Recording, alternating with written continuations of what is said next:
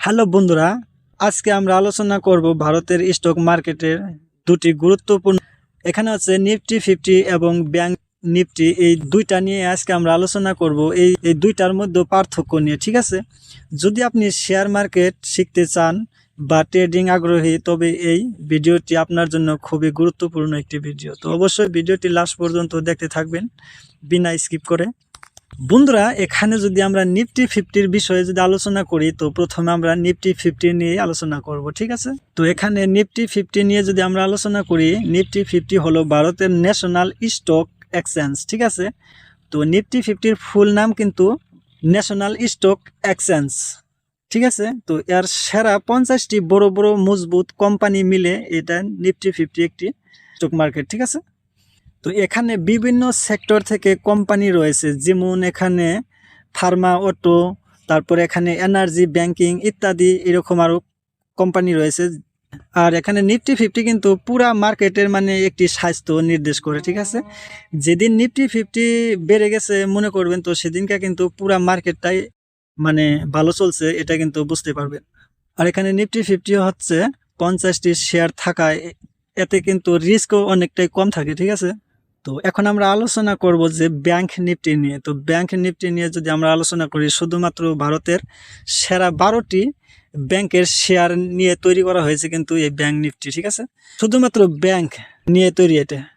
এতে শুধুমাত্র বেসরকারি ও পাবলিক সেক্টর ব্যাংক রয়েছে, যেমন এখানে এইচডিএফসি ব্যাংক, তারপরে এখানে আইসিসি ব্যাংক, এসবিআই ব্যাংক, তো এরকম আরও ব্যাংক আছে। ঠিক আছে, এটি শুধুমাত্র ব্যাংকিং সেক্টরেরই পারফরমেন্স দেখায়। ঠিক আছে, তো এখন আমরা এখানে আলোচনা করব যে নিফটি 50 এবং ব্যাংক নিফটি নিয়ে এটার মূল পার্থক্য আসলে কি রয়েছে। তো আপনি মোবাইলের ডিসপ্লের মাঝে আপনি হয়তো দেখতে পাচ্ছেন এক সাইডে ব্যাংক নিফটি, তারপরে এক সাইডে নিফটি 50 লেখা আছে। ঠিক আছে, তো এখানে যদি আমরা কোম্পানির সংখ্যা দেখি, তাহলে কিন্তু আমরা দেখতে পারবো যে নিফটি 50-তে 50টি কোম্পানি, আর এদিকে ব্যাংক নিফটিতে কিন্তু মাত্র 12টি কোম্পানি। এখানে কিন্তু অনেকটাই কম কোম্পানি দিয়ে এটা শুরু হয়েছে। ঠিক আছে, তো এখানে যদি আমরা সেক্টরের বিষয়ে আলোচনা করি, তাহলে আমরা দেখতে পারবো নিফটি 50-তে একাধিক সেক্টর। ঠিক আছে, একাধিক সেক্টর, যেখানে ফার্মা, ব্যাংক, এনার্জি, তারপরে এখানে আরও অনেক কিছু আছে যেগুলো মিলে এখানে নিফটি 50। আর এখানে ব্যাংক নিফটির মাঝে শুধুমাত্র ব্যাংকিং, তাছাড়া আর অন্য কিছু নেই। ঠিক আছে, তারপর যদি আমরা এখানে বিন্যাস স্ক্রিফিকেশন দেখি, তাহলে কিন্তু এখানে বেশি নিফটি 50-তে রিস্ক অনেকটাই কম। ঠিক আছে, আর তারপরে এখানে ব্যাংক নিফটিতে বিন্যাস স্ক্রিফিকেশন কম এবং রিস্ক এখানে বেশি।